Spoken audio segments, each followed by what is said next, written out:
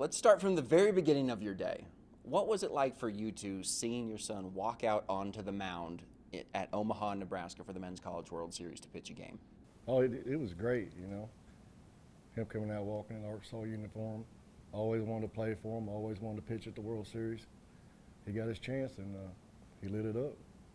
I started out trying to figure out what I wore last time he threw. What did I wear the last time he threw amazing? Which jewelry did I have on? And then I was like, no, I have to change because I had on this necklace on Saturday and it didn't go well. So, there's superstitious people on the team and I can be one of them, but I'm like, I didn't wear that last time. And I was like, Amy will kill me if I don't wear this, or, so picking out the outfit for myself, and then it's like, watching him walk out there, seeing him warm up, it doesn't get any better than to see your kids, fulfill their dreams. So, he's going. It's a pretty good game. You're like, oh, wow, he's throwing some good balls, good strikes.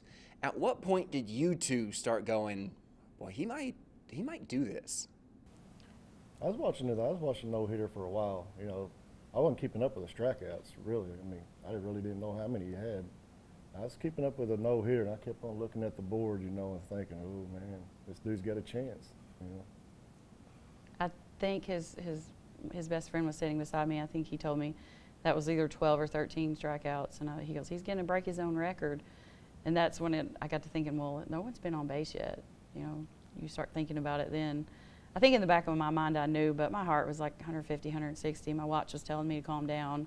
I'm rocking back and forth, and obviously we knew. I think it just didn't really hit us until late in the game. So I think the most important question everybody at home is wondering, you're looking at that scoreboard, did you talk about it? No. Absolutely not. The only thing that was mentioned about it, I think it was, and someone would have to go back like for a timestamp on it, was Jack had his phone and he said, oh my God, I just got a notification.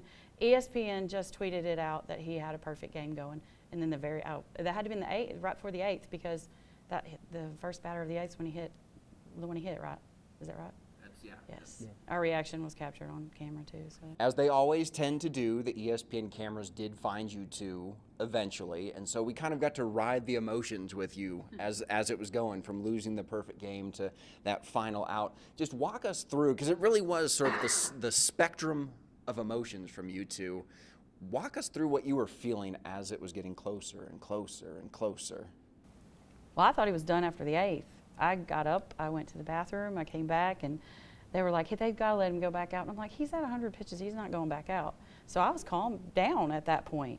And then whenever he started to walk out, I didn't realize the people in front of me were standing. But when the crowd erupted and I realized, hey, there he goes back out, then I sat down for a minute. That's probably on camera too. So Mom, you're sitting there, head down, you hear the crowd erupt, go crazy. Dad, you were the one, camera was right on you. What were you feeling as you sort of rode the spectrum of emotions? I wasn't paying no attention to the camera, I'm just enjoying watching him pitch. I'm going to do the same thing if it's on me or not. I'm going to cheer, just have a good time.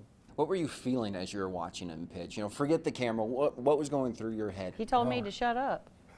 He told me to shut up. He said, let him have it.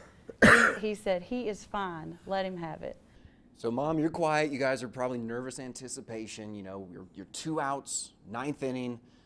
I think it was a 2-2 count maybe. Pitch 119 lands. Punch out. Game over. He did it. What went through your heads?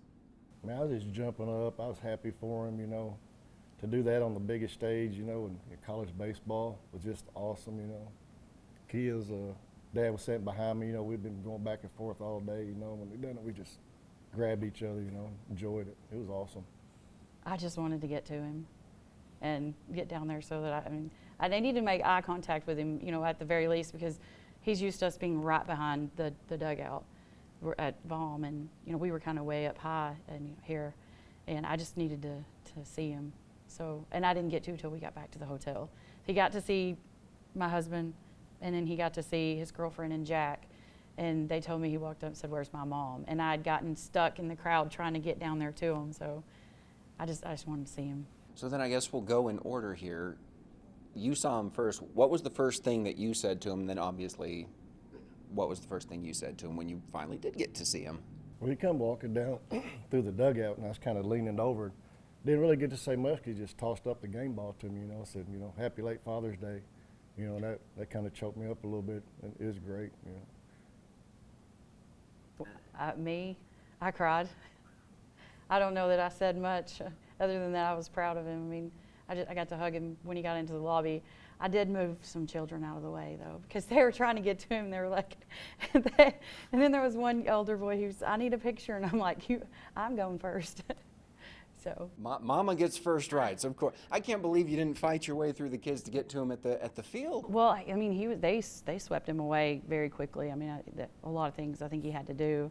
He got to hug London, his girlfriend, and he got to hug Jack. And then one of his other really good friends, who's also an Arkansas commit, Mark, he was there, and he got to hug him. So they got some time on the NCAA page, and there are some great pictures. So I do want to go back to you seeing him at the field and that Father's Day ball. In the post game, he told us that story. He said, I walked up to my dad, I said, happy late Father's Day, and tossed you the ball. You said you got a little choked up. What did that mean to you, that was the first thing? He made history with the strikeouts. He pitched the third no-hitter in Men's College World Series history, and his first thing was, I'm going to give Dad this ball. I think it goes back from all the times on the T-ball field, the baseball field, me and him spent together, you know, by ourselves, and just, you know, having that bond. And, you know, nobody they saw that, but they didn't see all the hard work that he put in. How much did it mean to you to get that ball?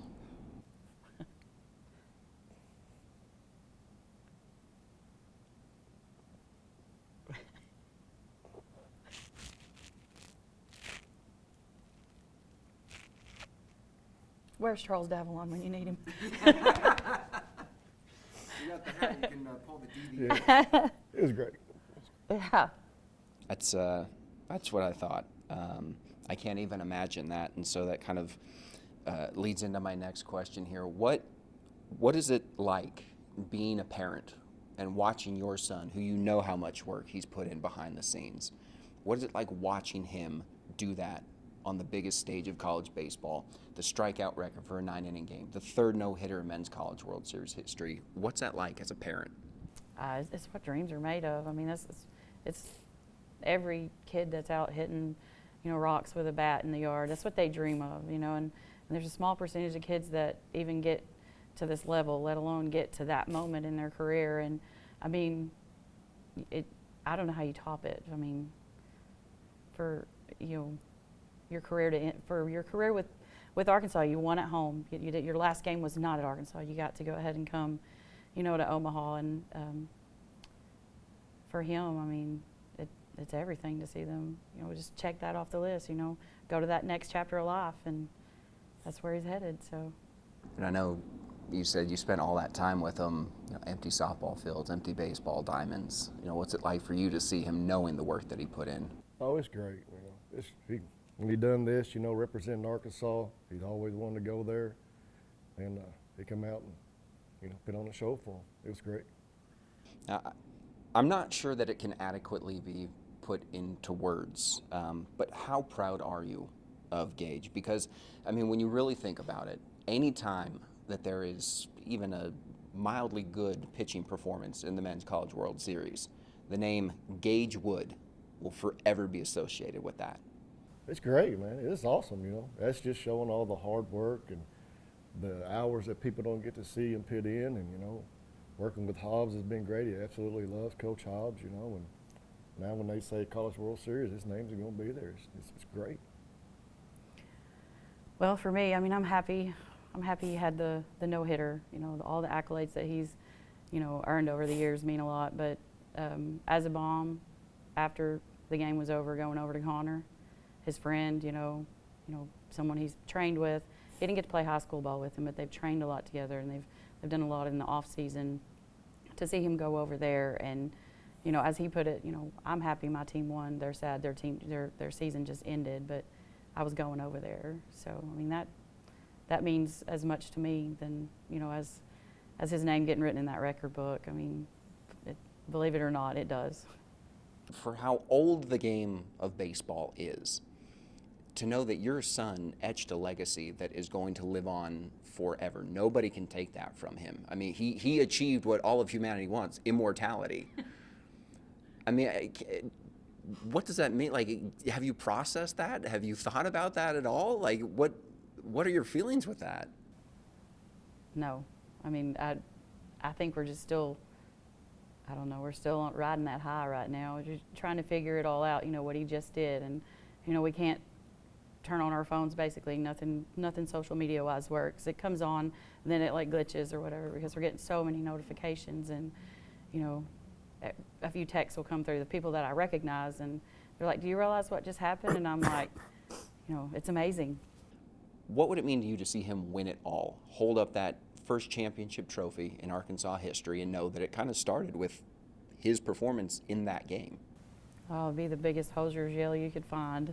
I mean, to do that with this team, with these coaches, you know, this state, you know, the support system that they all have. I mean, it's different.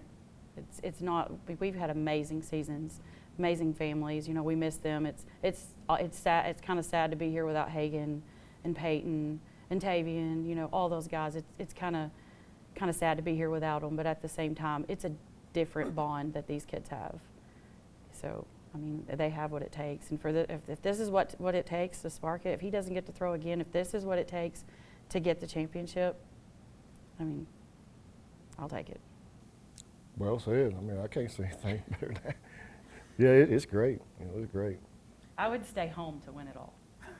I would stay right here to win it all That's a for those massive boys. I would sacrifice that. I would stay right here to win it all for those boys. Well, you know, I guess my final question, just speaking of those boys, not necessarily this team, but the future of baseball, what message do you think this moment, this accomplishment from Gage, what does that send to small town kids all across Arkansas, really across all the United States, that you can work and you can be on this stage? What message does a performance like that say from this kid from Batesville, Arkansas? I mean, he's been called a late bloomer. He didn't get recruited out of high school heavily, and then COVID came.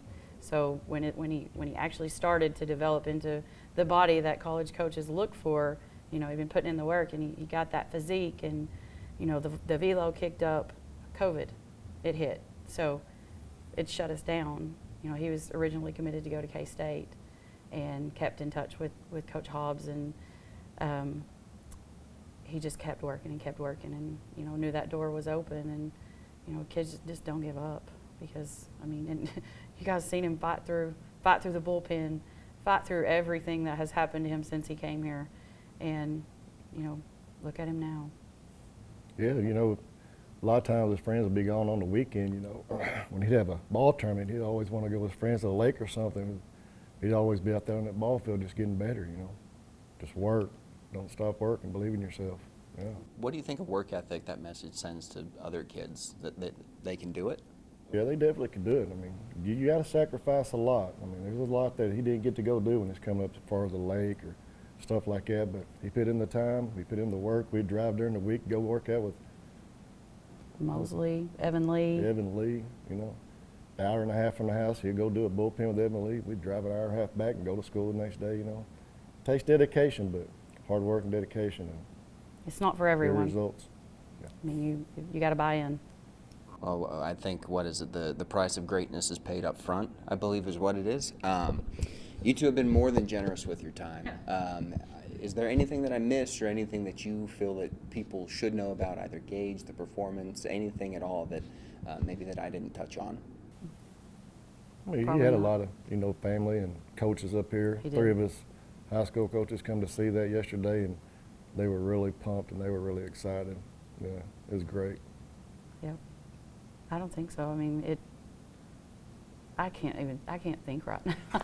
It's like, you try to think, when we leave here, I'll be like, well, I should have said that, or I should have said that differently, or, you know, it's just hard. You can't put into words how it feels right now. I mean, it's crazy. I mean, it's hit me, but I don't think it's really hit me that, you know, how big it really is. You know, he pitched a no-hitter in the College World Series, yay. But, I mean, it's a no-hitter in the College World Series. Hadn't been done in 65 years, and his name is going to be in the record book now. And he was on the Pat McAfee show this morning, and what was the other last one? night? Yeah, ESPN last night. They talked about him on Good Morning America, the Today Show. And I mean, we're from Arkansas. We have 10,000 people, or we're from Batesville. We have 10,000 people there. I mean, gravel roads everywhere. It's not like Fayetteville. It's definitely not like here. I mean, just little kid from Arkansas.